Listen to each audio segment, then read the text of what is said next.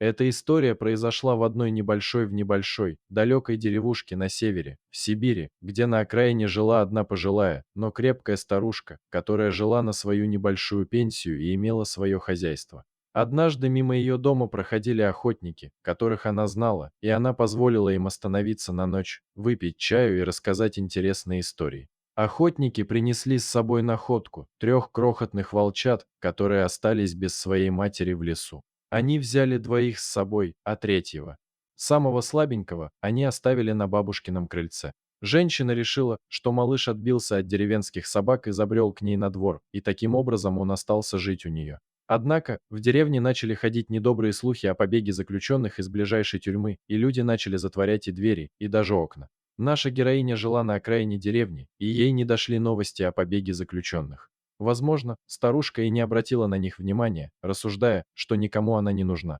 Одинокая и ни на что не годная, кроме своих кур, гусей и любимого питомца волченка. Но однажды под вечер в ее дом незвано заглянули беглые каторжники, надеясь на незаметной кражу еды и одежды. Однако все пошло не так, как они задумали. В комнате их уже ждал волчик, уже не маленький и безобидный щенок, а взрослый хищник, зарычавший на преступников и угрожающе показавший им свой звериный оскал. Один из беглецов выхватил нож и хотел ударить волчка, но тот уклонился и вцепился ему в руку, прокусив запястье. Хоть преступнику удалось ранить лапу животного, нападение волчка заставило их понять, что перед ними взрослый и опасный хищник.